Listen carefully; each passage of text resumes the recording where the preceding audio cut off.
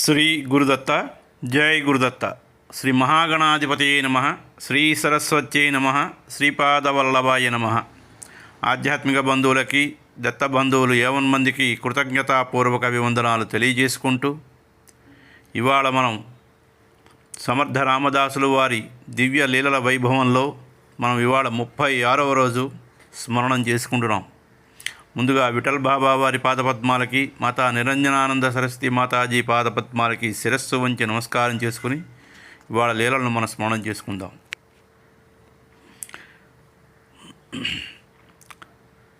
సమర్థ రామదాసులు వారు శివాజీ మహారాజు తన సైన్యంతో సహా చావల్ ఉండే సమీప అడవుల్లో ప్రయాణిస్తూ ఉండగా సమీప పర్వత ప్రాంతాల్లో సమర్థులు వారు సంచరిస్తున్నారని తెలుసుకుని తన లక్ష్య సాధనకి సద్గురువు కృప ఎంతైనా అవసరమే కాబట్టి సమర్థులను దర్శనం చేయాలని నిర్ణయించుకున్నారు.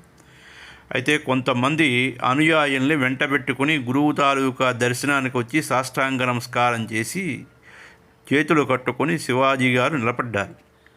చిరునవ్వులు చిందిస్తూ సమర్థులు, కళ్యాణం, శివాజీ వచ్చాడురా, ఈరోజు మనకి వీరికి ఆతిథ్యం ఇచ్చే అదృష్టం కలిగింది, ఎంతో మంచిది, ఇవాళ సుదినం, సకల ఏర్పాట్లు వేగంగా చెయ్యిరా అంటూ ఆజ్ఞాపించారు సమర్థుల వారు, రామదాసు వారు. అక్కడ శివాజీకి కళ్యాణస్వామి ఒక్కడే కనిపించాడు. అందుకని శివాజీ, గురుదేవ, సైన్యంతో మేము వచ్చాము, మా ఏర్పాట్లు మేమే చేసుకుంటాం, తమరికెందుకు శ్రమ, తమరి దర్శనం మాత్రం మాకు బలం, 1000 ఏనుగుల బలం మాకు ఉన్నది, కాబట్టి మీ ఆశీర్వచనాలు మాకు చాలు అని శివాజీ అన్నాడు. శివాజీ సందేహం ఏమిటి, ఇక్కడ మంది మార్బలం లేరు, గురువుగారు శిష్యుడు ఉన్నారు, కళ్యాణే ఉన్నాడు, ఈ వంటలు మాకు ఎలా తయారవుతాయి అని సందేహం కలిగింది.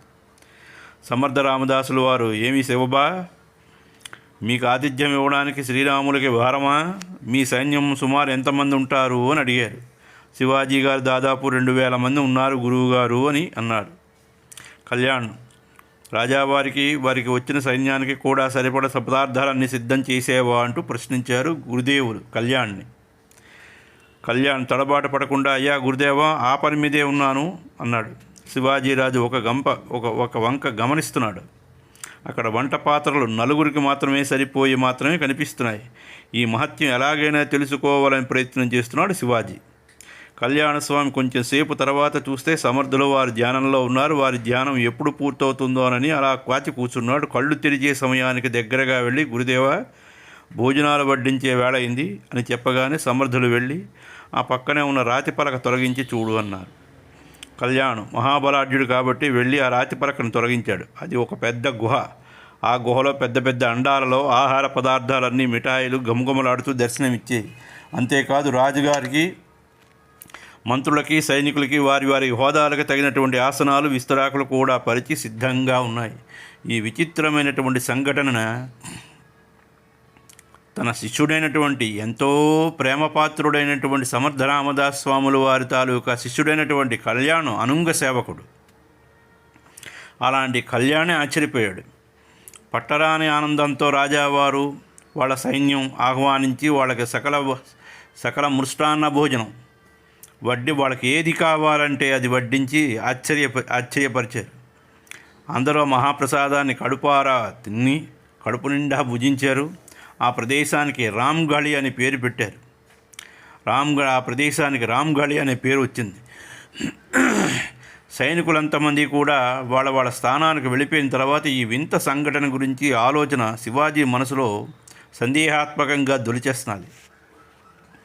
చాలాసేపు తనలో తాను మదనపడి ఏమీ సమాధానం దొరకక తికమక పడుతూ ఉంటే సమర్థుల వారు, ఏమి శివాజీ, ఏమిటి ఆలోచిస్తున్నావు, దేని గురించి నీ శంక, నీ సందేహం అని ప్రశ్నించారు.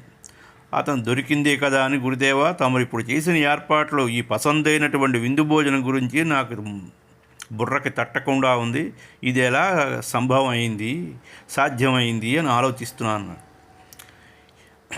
ఆనాడు విశ్వామిత్రునికి వశిష్ఠుల వారు చేసినటువంటి విందును గుర్తు చేసుకో. సమర్థుల వారు పకపకా నవ్వి, ఓహో, అదా నీ సందేహం, నువ్వు తుకారాం మహారాజు వారిని కలిసినప్పుడు వారు వివరిస్తారు, వెళ్ళి దిగ్విజయం సాధించి తిరిగిరా అని ఆశీర్వచనాలు ఇచ్చి పంపించేశారు. ఇంతటి మహాపురుషుడు నాకు గురువుగా లభించడం నా పూర్వజన్మ సుకృతమని భావించి శివాజీ ఆనందంగా వెళ్ళిపోయాడు. కాబట్టి సాక్షాత్తు భూమిపై నడయాడే దైవాలే వాళ్ళు. భగవంతుని శక్తులే వారి శక్తులు. దివ్య శక్తులన్నీ వారి వశాల్లో ఉన్నప్పటికీ వాటి తమ శక్తిగా భావించరు. అవన్నీ సర్వేశ్వరుని తాలూకా కృపాకటాక్షాల వల్ల జరిగిపోతాయని భావిస్తారు. వాటినే ప్రకటిస్తారు. అవధూతలైనటువంటి సద్గురువుల జీవితాలలో ఇవి సర్వసాధారణమైనటువంటి లీలలు.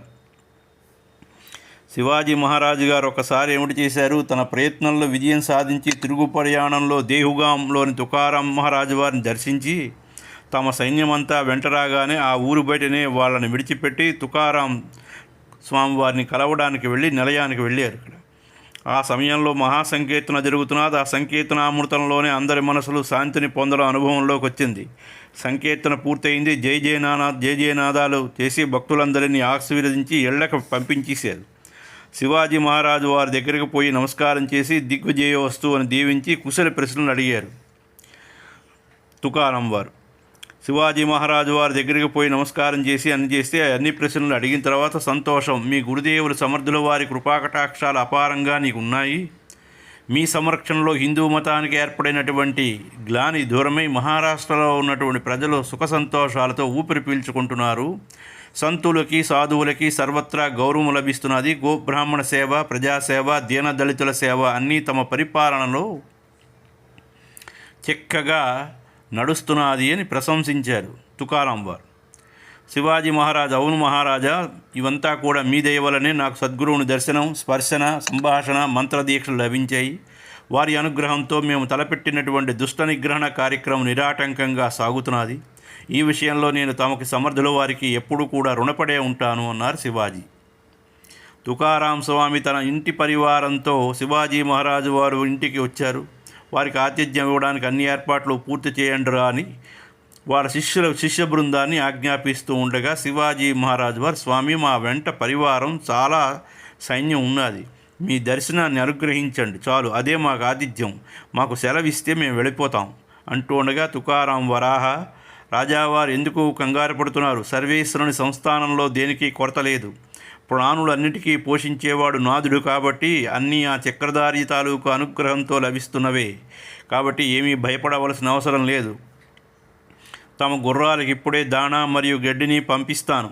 తమ పరివారం అందరూ ఇక్కడికే వచ్చి భుజించండి అని చెప్పి తుకారాం బుహా గారు తన కుమారుడైనటువంటి 10 సంవత్సరాల వయస్సు కలిగినటువంటి పిల్లవాడిని పిలిచి, ఒరే నారాయణ, నువ్వు గడ్డి శనగలు తీసుకుని వెళ్ళి రాజావారి గుర్రాలన్నింటికి మేత దాణా అంతా వేసుకుని రా అని ఆదేశిస్తే ఆ పిల్లవాడు ఇంట్లోంచి ఒక సేరు శనగలు ఒక సంచి తీసుకొచ్చి ఒక చొప్పకట్టను సంకలో పెట్టుకొని గుర్రాల దగ్గరికి వెళ్ళాడు.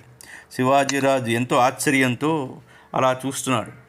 ఈ బాలుడు ఊరు బయట ఉన్నటువంటి రాజుగారి పరివారం దగ్గరికి వెళ్ళి ఒక చోట కూర్చుని గుర్రాలకి మాలిష్ చేస్తున్నటువంటి అశ్వపోషకులను చూసి, అయ్యలారా, మీరు ఇలా రండి, మీ గుర్రాలకి మేత దాణా తీసుకుని వెళ్ళండి అని పిలిస్తే వాళ్ళు నవ్వుకుంటూ అతని దగ్గరికి వచ్చి చూశారు. ఆ పిల్లవాడు, నీ గుర్రానికి ఎన్ని శనగలు కావాలో చెప్పు అన్నాడు. ఆ చిన్న సంచి నుంచి సేరు డబ్బాతో కొలిచి ఇస్తున్నాడు. ఒక్కొక్కరు 3 సేర్లు 4 సేర్లు అంటూ ఉండగా అదే సంచి నుంచి తీసి ఇస్తున్నాడు. ఆ మొత్తం గుర్రాలన్నింటికీ కావలసినటువంటి శనగలు అలాగే వచ్చాయి. మేత చొప్పకట్ట ఒకటి తీస్తే ఇంకోటి, ఒకటి తీస్తే ఇంకోటి, ఒకటి తీస్తే ఇంకోటి, అలాగా ఒక్కొక్కరు 5-6 చొప్పకట్టలు తీసుకుని వెళ్ళారు. వెంటనే మొట్టమొదటి చూసి ఒక చొప్పకట్టే ఉంది. ఈ చమత్కారాన్ని చూసి అందరూ అవాక్ అయిపోయారు. చివరికి శనగల సంచితోని అదే చొప్పకట్టతోని మళ్ళీ తిరిగి ఆ పిల్లవాడు ఆశ్రమంలోకి వెళ్ళిపోయాడు. శివాజీ మహారాజు తాలూకా సేవకులు వచ్చి ఈ విశేషాన్ని తెలిపితే రాజు ముగ్ధుడై ఆలోచనామగ్నుడై అక్కడ ఉన్నాడు. రాజుగారి పరివారం అంతా కూడా భోజనానికి ఆహ్వానించబడ్డారు. తుకారాం బుహా గారి వద్ద నుండి ఇంద్రాయణి నదీ తీరానికి రమరమని పిలిపోస్తే అక్కడ చలవ పందిళ్ల కింద కూర్చుని షడ్రసోపేతమైనటువంటి విందు అందరికీ ఇవ్వబడింది. భోజనానంతరం అందరికీ యథావిధిగా తాంబూలాలు కూడా అందించబడ్డాయి. శివాజీరాజుకి సమర్థుల సన్నిధిలో ఏర్పడిన సందేహమే మళ్ళీ ఇక్కడ కూడా ఏర్పడింది. చివరికి తుకారాం బుహా గారి దగ్గర సెలవు తీసుకుని ముందు శివాజీరాజు తన సందేహ నివారణ చేయమని, ఏ మహారాజు, నేను మీ ముందు చాలా అల్పుడని, శ్రీ సమర్థులు తమరు కూడా స్వయం సిద్ధ పురుషులని నమ్ముతున్నారు. మేము మీ శ్రీ సమర్థుల వారి దర్శనానికి వెళ్ళినప్పుడు వారు ఇదే విధంగా మా పరివారానికి విందు భోజనాన్ని పెట్టించారు. ఈరోజు మీరు కూడా అలాగే ఉన్న చోటనే ఉండి నిశ్చలంగా ఇన్ని వేల మందికి భోజనాన్ని ఏర్పాటు చేశారు. ఈ చమత్కారం నాకు అర్థం కాకుండా బుర్రకు తట్టలేదు. సమర్థుల వారు అడిగితే దీని వివరణ తుకారామును అడుగు అని చెప్పారు. వారే నా సందేహ నివారణ చేస్తారని సవినయంగా చేతులు జోడించి మిమ్మల్ని కోరుతున్నాను. ప్రసన్న ముఖారవిందంతో చిరునవ్వులు చిందిస్తూ శివభా, హనుమదవతారమైనటువంటి శ్రీ సమర్థుల వారైనా మేమైనా భగవంతుడికి దాసులము మాత్రమే. భగవానుడే సర్వానికి యజమాని అని సర్వకాల సర్వావస్థలయందు నమ్మి తన సౌఖ్యం గురించి తాను ఆలోచించకుండా నిరంతరం పరుల సౌఖ్యమును ఎవడైతే ఆలోచిస్తాడో కోరుకుంటారో వాళ్ళే అసలు సిసలైనటువంటి దాసులు. దాసునికి కీర్తి అపకీర్తుల పని లేదు. దాసుడికి ఏమి కావాలో చూడవలసిన బాధ్యత యజమానిదేనని నిశ్చలంగా ఉండాలి. కాబట్టి ఆ సర్వేశ్వరుడే సర్వబాధ్యతలు వహించి ఈ రీతిన దాసుడు తాలూకా మర్యాదని కాపాడుతాడు. రాజు సర్వభారాలని ఆ విశ్వంభరుడిపై ఉంచడం ఒకటే ఒక ఘటన కీలకమైనది. ఇంతకు మించి ఏ విద్యలు కానీ దివ్యశక్తుల ప్రభావం కానీ ఉన్నది అని మాత్రం భావించకు రాజా. అంతేకాదు, మేము నువ్వు నిమిత్త మాత్రులమే. ఎవరు ఈ భగవంతుడు ఏమి విధిస్తాడో దాన్ని ఆచరించడం మన కర్తవ్యం. దేశరక్షణ ధర్మరక్షణ నిమిత్తమే నువ్వు జన్మించావు. నీకు భగవంతుడి తాలూకా బలం రామదాస స్వామి వారి తాలూకా వారి ద్వారా అందించడం జరుగుతున్నది. నిన్ను వెన్నంటి వారు సదా రక్షిస్తూనే ఉంటారు. వారిది దృఢ సంకల్పం. నువ్వు వారు కారణజన్ములే. ధర్మరక్షణ కోసం జీవితాలను వినియోగించడమే కర్తవ్యం. కాబట్టి రాజా, ఈ చమత్కారం అనే బంధంలో నీ మనసు పెట్టుకుని విచారణ చేయకు. సద్గురుని తాలూకా కృపావలయం ఎల్లప్పుడూ నిన్ను కాపాడుతూ ఉంటుంది. సమర్థుల వారు ఎల్లప్పుడూ కూడా నీవైపు ఒక కన్ను వేసే ఉంచుతూ ఉంటారు. తర్వాత శివాజీ ఆలోచనలన్నీ కూడా మాని ఉత్సాహవంతుడై తుకారాం బుహా గారి దగ్గర సెలవు తీసుకుని తిరుగు ప్రయాణం అయిపోయాడు. కాబట్టి రాతిలో కప్ప గురించి చెప్పారన్నమాట. ఒక శిలని శిల్పంగా రూపొందించడానికి శిల్పి ఎంత కష్టపడతాడో ఒక్కసారి ఆలోచించుకుంటే సద్గురువు తన శిష్యుని తీర్చిదిద్దడానికి ఎంత శ్రద్ధ తీసుకుంటారో అనే విషయం మనకు తెలుసుకోవాలి. శిల్పి ముందుగా ఎంచుకున్న శిలలో తాను తయారు చేయవలసిన రూపాన్ని తన మనసులో చిత్రించుకుంటాడు. తర్వాత శిల నుంచి ఉలిని తీసుకుని శిల నుండి ఉలి సుత్తిని ఉపయోగిస్తూ కొన్ని చోట్ల పెద్ద పెచ్చులు, కొన్ని చోట్ల చిన్న పెచ్చులు లేపుతూ ఆ ఆకారాన్ని తయారు చేసిన తర్వాత ఇంకా చిన్న చిన్న పరికరాలు ఉపయోగిస్తూ సున్నితమైనటువంటి అవయవాలను చిత్రీకరిస్తాడు. ఆ పైన ఆ శిల్పానికి ఆభరణాలు ఎక్కడెక్కడ ఉండాలో వాటిని అతి సున్నితంగా తీర్చిదిద్దుతాడు. అప్పుడు ఆ శిల్పం దేవాలయంలో ప్రతిష్ఠించబడి అందరి చేత పూజలు అందుకుంటూ ఉంటే ఆ శిల్పకారుడికి ఎక్కడ లేనటువంటి ఆనందం. ఆ శిల్పం ఉన్నంతకాలం ఆ శిల్పకారుడు తాలూకా పేరు చిరస్థాయిగా ఉంటుందని ప్రతీతి. అలాగే సమర్థులు వారి చేత వారి శిష్యులంతమంది ఇలా సంస్కరించబడిన వారే. కాబట్టి సద్గురువు ఎవరైనా ఆశ్రితుని యందు ఉన్న అక్కరలేని దుర్గుణాలని అవలక్షణాలను తొలగించడానికి ప్రయత్నిస్తారు. శిల్పి చేతిలో శిల్పం మలచబడే కన్నా సద్గురుని చేతిలో శిష్యుడు సంస్కరించబడడం అనేది మరింత శ్రమతో కూడుకుని ఉన్నది. ఎందుకంటే శిల్పి చేత మలచబడేది, దెబ్బలు తినేది రాయి మాత్రమే. సద్గురుని చేరి సంస్కరించబడే శిష్యుడు చైతన్యం కలిగినటువంటి ఒక వ్యక్తి, ఒక మానవుడు. శిలకు ఏ విధమైనటువంటి చైతన్యం లేదు. కాబట్టి శిల్పి పని చాలా తేలిక. కొంచెం దెబ్బల వల్ల అది ఒక ఆకారం వస్తుంది. కానీ శిష్యుడిని సంస్కరించబడాలి అంటే గురువుకి అమితమైనటువంటి శ్రమ, శక్తి, యుక్తి, ఆసక్తి, భక్తి, భగవంతుడి యందు అనురక్తి అన్నింటినీ మంచి మిళితం చేసి శిష్యునిలోని తాలూకు అవలక్షణాలని, బలహీన గుణాలని తొలగించవలసి ఉంటుంది. ఇదంతా అసలు ఎందుకు చేయాలి? గురువుకి ఏమిటి అవసరం అనుకుంటే కుదరదు. ఇదంతా భగవంతుడి సృష్టి. దీనిని చక్కని మార్గంలో నడిపించడానికి వారికి ఈ సాధనతో తెలుసుకున్నటువంటి జ్ఞానాన్ని వృధా పోనీయకుండా సమాజ ఉద్ధరణ కోసం ఉపయోగించడంతో బాధ్యత గురువుల తాలూకా కర్తవ్యం. అదే భగవంతుడి తాలూకా సంకల్పం, ఆదేశం. భక్తులలో భక్తిని పెంపొందించడం, భక్తి లేని చోట భక్తి బీజాలు నాటించడం, సాధకులలోని లోపాలు సవరించి సాధన చక్కగా సాగినట్లు చేయడం గురువుల తాలూకా బాధ్యత. ఇదే దుష్ట శిక్షణ, శిష్టరక్షణ. కాబట్టి దుష్ట శిక్షణ అంటే దుష్ట గుణాలను శిక్షణ చేత సద్గుణాలుగా మార్చడం గురువుల తాలూకా పని. అదే తర్వాత సద్గుణాలుగా మారుతుంది. అదే శిష్టరక్షణ. సమర్థుల వారు ఎంత సమయస్ఫూర్తి గలవారో ఒకసారి శివాజీ మహారాజుని సామన్గఢ్ కోట నిర్మాణం చేయమని ఆదేశిస్తే ఆ పని పూర్తయ్యే వరకు దగ్గరే ఉండి చూసుకోమని ఆదేశించారు. గురుదర్శనం అంటూ మళ్ళీ తిరిగి రావద్దు, అవసరమైతే నేనే అక్కడికి వస్తానని కూడా హెచ్చరించారు. నిరంతరం రామనామస్మరణతో పనులు చేయిస్తూ ఉండు, ఎప్పుడూ జాగ్రత్తగా ప్రవర్తిస్తే ఏ బలహీనతలు చోటు చేసుకోవు అని ఆదేశాలు కూడా ఇచ్చి హెచ్చరించి పంపించారు. కోట నిర్మాణం పనులు చకచకా జరుగుతున్నాయి. రాజావారు అన్నింటినీ పర్యవేక్షణ చేసుకుంటున్నారు. ఆయన ఎదుట వందల మంది కూలీలు, రాళ్ళు సున్నము మోసేవాళ్ళు, వడ్రంగి పనివాళ్ళు, కమ్మరి పనివాళ్ళు, రాళ్ళు కొట్టేవాళ్ళు, గోడలు కట్టేవాళ్ళు, ఇంతమంది నిత్యము సేవకులు పనిచేస్తూనే ఉన్నారు. రాజరికం అంటే అంతఃపురంలోని మేడలు మిద్దెల్లో నివసిస్తూ కష్టం తెలియకుండా గడిచిపోతూ ఉంటే రాజ్య సుఖాలు అనుభవిస్తున్నారు అంటారు. ఆ నిర్మాణాల వెనక ఇంత కష్టం ఉందన్న విషయం కళ్ళారా చూసేసరికి వారికి ఆలోచిస్తే కానీ అర్థం కాదు. ఎందుకంటే బాధపడితే కానీ బోధపడదు అని సామెత ఉంది. శివాజీ మనసు ఆలోచనలో పడింది. వీరంతా ఇంత కష్టపడి ఎందుకు పనిచేస్తున్నారు? పొట్ట నింపుకోవడం కోసమే కదా. ఈ నిర్మాణం కనుక గురుదేవులు ఆదేశించకపోతే నేనింతమందికి పని కల్పించేవాడిని కాదు. ఇప్పుడు ఈ పని చేయించుకోవడం, ఇంతమందిని పోషించడం జరుగుతున్నది కదా. ఈ నిర్మాణం వల్లనే కదా, లేకపోతే వాళ్ళందరికీ పస్తులు ఉండవలసి వచ్చి ఉండేదేమో. నా నిర్మాణం ద్వారా మంచి పనే అయ్యిందని అనుకుంటున్నాడు. అంతలో గురుదేవులు గుర్తుకొచ్చారు. చాలా కాలమైంది గురుదర్శనం చేసుకుని నన్నేమో రావద్దంటున్నారు అని స్మరిస్తూ ఉండగానే దూరంగా సమర్థుల వారి దర్శనమైంది. ఇది కళ నిజమా అన్నట్లయింది శివాజీకి. నిజంగానే గురుదేవులు వచ్చేసరికి ఆహా, నా తలంపుతోనే సమర్థుల వారు దర్శనమిచ్చారని సరాసరి వెళ్ళిపోయి పాదాభివందనం చేశారు శివాజీరాజు.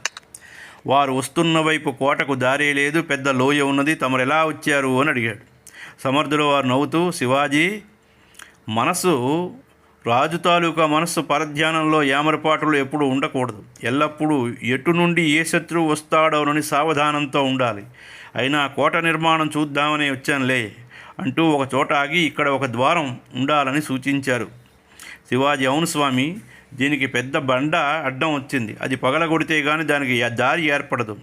ముందు పనివాళ్ళని పిలిపించి పగలగొట్టించమన్నారు. బండలు పగలగొట్టేవాడు రాగానే అతనితో జాగ్రత్తగా బండను కొబ్బరికాయలాగా సమానంగా మధ్యలోనే పగలగొట్టి నీ నైపుణ్యం చూపించు అని సమర్థుల వారు ఆదేశించారు. అతను చాలా జాగ్రత్తగా కొట్టి వారు చెప్పినట్లే చేస్తే అందులో మధ్య ఖాళీ ఉండి నీళ్లు ఉన్నాయి. ఆ నీటిలో నుంచి ఒక కప్ప ఎగిరి బయటకు పడింది. అందరూ ఆశ్చర్యంగా చూస్తున్నారు. సమర్థుల వారు, శివాజీ, నీ యోగ్యత చాలా గొప్పది. ఇటువంటి ఆశ్చర్యకరమైనటువంటి పనులు ఇతరులకి సాధ్యం కాదు. ఆహా, ఏమి విచిత్రమైనటువంటి సంరక్షణ! రాత్రిలో కప్పకు కూడా ఆహారం ఇచ్చి రక్షించావు అంటే శివాజీ, ఏమిటి గురుదేవా, ఆ కప్పక నేనెలా ఆహారం ఇస్తాను? అది ఉన్నట్లు కూడా నాకు తెలియదే అన్నాడు. అదేమి రాజా, ఈ కూలీలందరికీ నువ్వే ఆహారం ఇస్తున్నావు కదా, ఈ కప్పక నువ్వు కాక ఎవరు ఆహారం ఇస్తారో చెప్పు అన్నారు గురుదేవులు. శివాజీరాజుకు తన ఆలోచనలోని దోషం తనకు తెలిసింది. రాతిలోని కప్పకు ఆహారం ఇచ్చేవాడు భగవంతుడైతే వీరందరికీ కూడా భగవానుడే కదా ఆహారం ఇస్తున్నాడు. నేను పోషిస్తున్నాను, లేకపోతే వీళ్ళందరూ పస్తులు ఉండవలసిందేనని ఇందాకలా భావించాడు మనసులో. అది తప్పు అని తెలిసి వెంటనే పాదాలపై పడి, సమర్థ సద్గురో, నా తప్పు నాకు తెలిసింది, నన్ను మన్నించండి. అవును, నిన్ను సరిచేయడానికే వచ్చాను అన్నారు సమర్థుల వారు. తర్వాత మళ్ళీ చెప్పారు, శ్రీరామప్రభు నీ చేత కొన్ని పనులు చేయించడానికి సంకల్పించాడు. దానికి కర్త ఆయనే కానీ మనం కాదనే దృఢమైనటువంటి భావన మనలో ఉండాలి. నీలో అహంకారం అనేది చోటు చేసుకుంటే అది నిష్కామకర్మ కాదు అని బోధించారు. తర్వాత శివాజీ, నిజమే గురుదేవా, నేను అపరాధిని, క్షమించమని కోరాడు. శ్రీరాముడు క్షమించాలి నిన్ను నన్ను అని నవ్వీశారు సమర్థులు వారు. తర్వాత కోట నిర్మాణంలో ఎక్కడెక్కడ ఏ గదులు ఉండాలి, ఎక్కడ సైన్యం ఉండాలి, ఎక్కడ కర్మాగారం ఉండాలి, ఎంత పొడవు వెడల్పు ఉండాలి అన్న విషయాలన్నీ వివరంగా 2 సమాసాలు వ్రాసి బోధించారు. కోట నిర్మాణానికి ఉపయోగించబడే ఇటుకల ఎత్తు, పొడవు వెడల్పులు కూడా వ్రాసి ఇచ్చారు సమర్థులు వారు శివాజీకి. అందుకు కట్టుబడి సున్నం ఏ పాలలో తయారు చేయాలి, ఏ వస్తువులు ఎంతెంత కలపాలి అని చెప్పారంటే వారి విజ్ఞానానికి ఎవరు అంచనా వేయలేరు.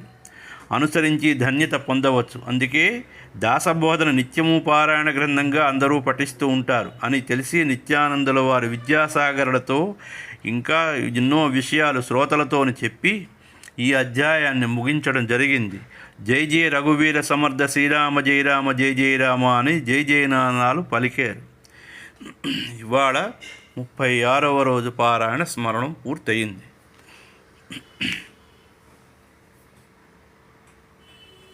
సమర్థ రామదాస విజయంలోని 36వ అధ్యాయం సంపూర్ణం.